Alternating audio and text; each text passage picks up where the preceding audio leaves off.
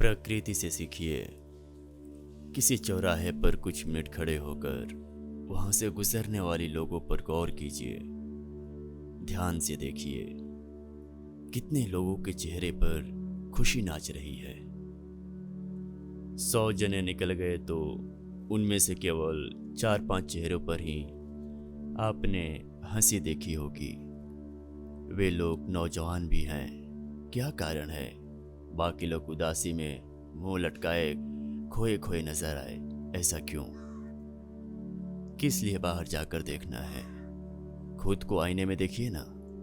क्या आपके चेहरे पर खुशी और प्रसन्नता है या जबरदस्ती हंसी लानी पड़ती है?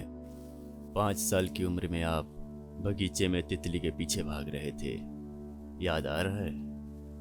तितली को छूते हुए उसके रंग आपके हाथ पर झिलमिलाते हुए चिपक गए। उस समय आपको यही अनुभव हो रहा था कि दुनिया में इससे बढ़कर और कोई आनंद है ही नहीं।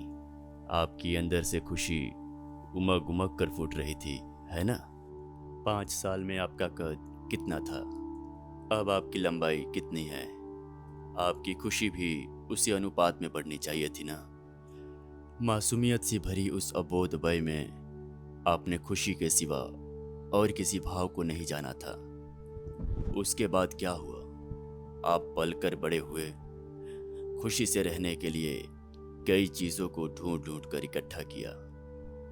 ऊंची पढ़ाई, कंप्यूटर, अपना मकान, मोटर बाइक, गाड़ी, cricket card, television, DVD, AC, mobile phone वगैरह वगैरह। अपनी अपनी कोशिशों के मुताबिक जाने कितने सुविधाएं आप लोगों ने एकत्रित कर ली। सारे जहां को जीतने का दम भरने वाले शाहजहां को भी इतनी सारी सुविधाएं मैसर नहीं थी, पता है आपको? लेकिन क्या हुआ? खुशियां पाने के लिए जिंदगी में इतना सब कुछ ढूंढने के बावजूद आपने सिर्फ खुशी को गंवा दिया।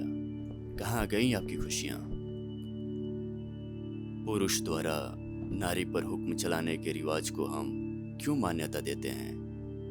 पुरुष के लिए कई तरह से शारीरिक तौर पर अपनी भावनाओं को बांटने को, दिल की बातों का आदान प्रदान करने को एक नारी का साथ अनिवार्य होता है, वरना उसके अंदर की हैवानियत से नारी जाति का खत्म कभी का हो गया। दरअसल पुरुष की व्यक्तिगत रूप से नारी से कोई घृणा नहीं है, लेकिन उसके धर्म और पूर्वजों ने उसे जो सिखा दी है, उन्हीं सिद्धांतों के अनुसार नारी के प्रति उसका व्यवहार है।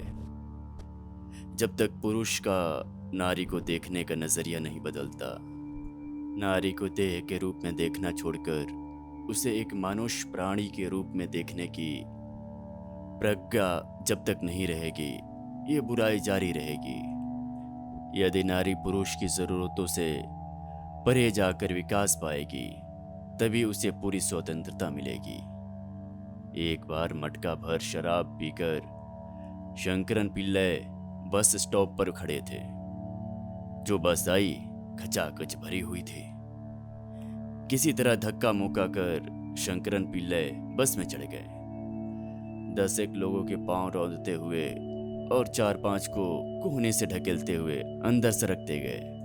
किसी बुढ़िया की पास वाली सीट पर बैठा हुआ एक आदमी खड़ा हो गया।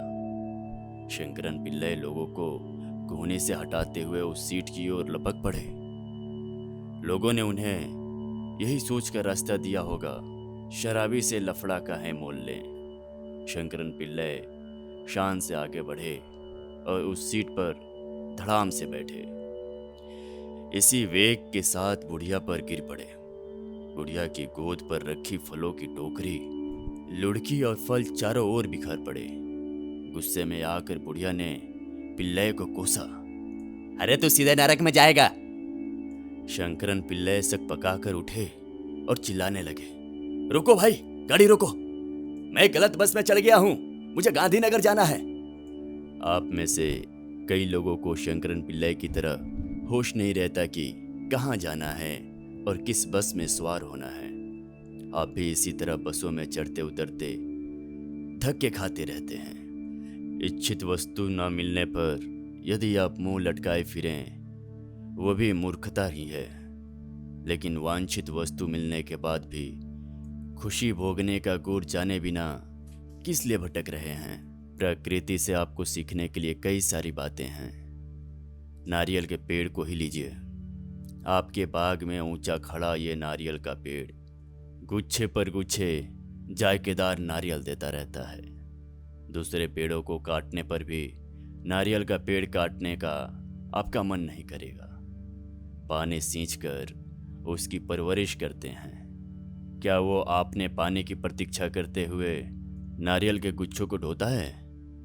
उसकी जो भी प्रकृति है 100% उसी के मुताबिक काम होता है। उसे जो पानी मिलना होता है कहीं न कहीं से मिल ही जाता है। प्रकृति, उसके अनुरूप कार्य, फिर उसका फल, यही कुदरत की नियति है। लेकिन आप सचिन की तरह क्रिकेट खेलना चाहते हैं, ऐश्वर्या राय की तरह खूबसूरती चाहते हैं, बिल गेट्स की तरह धन कुबेर बन जाने की इच्छा करते हैं। इस तरह का एक बंगला, उस तरह की कार, उनके जैसी सुखमय जिंदगी, इनकी जैसी थाक, आप पहले से ही फल का चुनाव कर लेते हैं। फिर उस लक्ष्य को पाने के लिए काम पर उतर जाते हैं। इस बात की चिंता या परवाह नहीं करते कि वो आपकी प्रकृति के अनुरूप है या नहीं। आप उसे अपनी प्रकृति बनाने की कोशिश करते हैं। इस तरह दूसरों की देखा देखी उन्हीं के साँचे में अपनी जिंदगी को ढालने का प्रयत्न करेंगे तो जीवन नरक बन जाएगा। हाँ, अपनी प्रकृति को समझे बिना उल्टी दिशा में पतवार चलाना ही सभी समस्याओं का कारण है। आपकी मूलभूत इच्छा में कोई दोष नहीं है, लेकिन आपकी प्रकृति क्या है, इसे आप कैसे समझेंगे? सवाल यही है।